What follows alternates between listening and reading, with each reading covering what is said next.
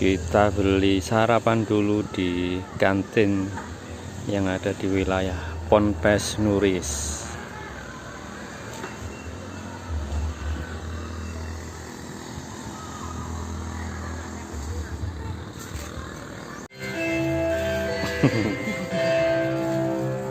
Ya kirim ayam ada nih. Kita sudah dapat makanan sama minuman seharga berapa?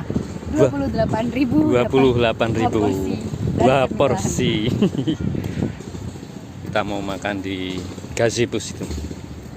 Dapat lauk apa aja itu? Lade sama sayur bayam, sambel, airnya. Mantap.